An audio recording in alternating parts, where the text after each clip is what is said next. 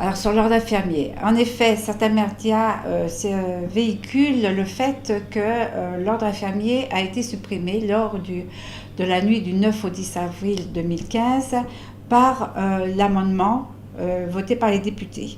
L'ordre n'a pas été supprimé. Le Conseil national, régional et départemental fonctionne à ce jour.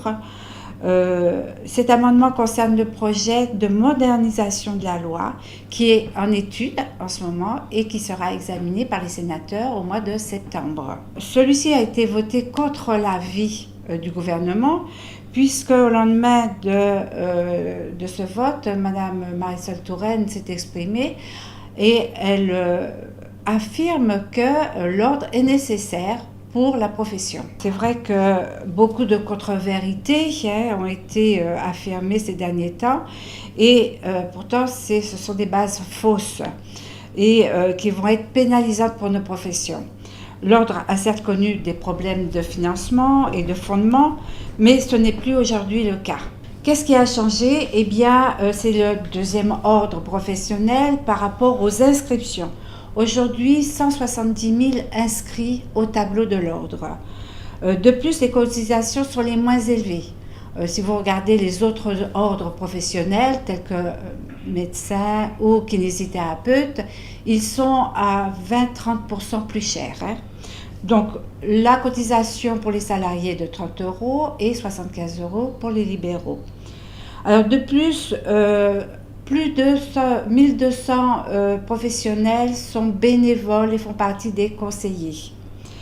Une gestion financière saine, puisqu'on est passé de 2012 à 7 millions d'euros pour aujourd'hui et en 2014, c'était à 5,5 millions d'euros de dette. Donc, alors pourquoi un ordre infirmier? Si vous voulez, les professionnels infirmiers remplissent une mission sociale d'intérêt général dans le secteur, le marché, si vous voulez, où seul l'infirmier n'intervient pas, puisqu'il y a d'autres professionnels et où il y a une exigence d'éthique. En effet, en proposant des soins, ils contribuent de manière significative à l'économie nationale et sont en contact direct avec les patients dans une relation qui est asymétrique, qui exige donc de la confiance. Et il est du devoir du professionnel d'honorer cette confiance et il revient à l'institution ordinale de garantir à la collectivité les moyens de sauvegarder cette confiance.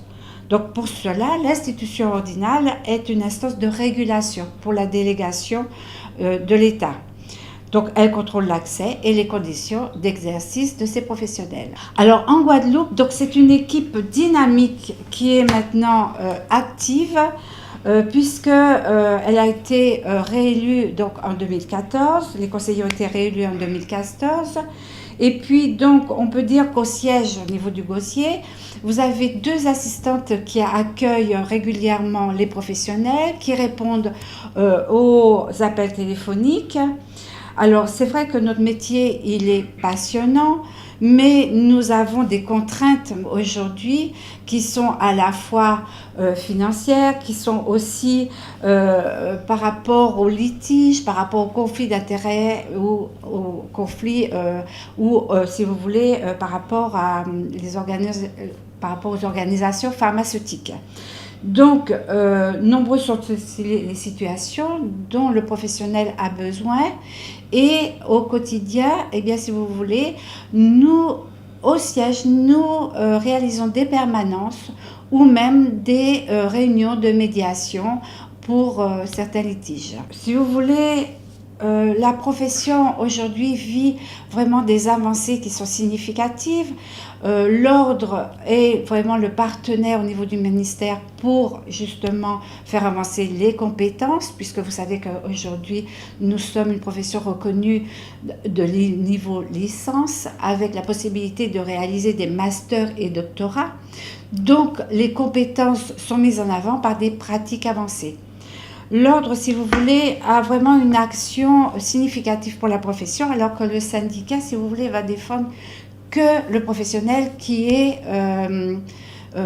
qui est syndiqué, quoi. On peut dire que, si vous voulez, en 3 ans, l'Ordre a réalisé quand même 20 propositions sur la prise en charge de la douleur, sur la fin de vie, sur les pratiques avancées, 15 avis sur des projets de texte et 5 contributions sur le sujet de santé publique, 4 auditions parlementaires et 2 rapports relatifs à la psychiatrie et à la douleur.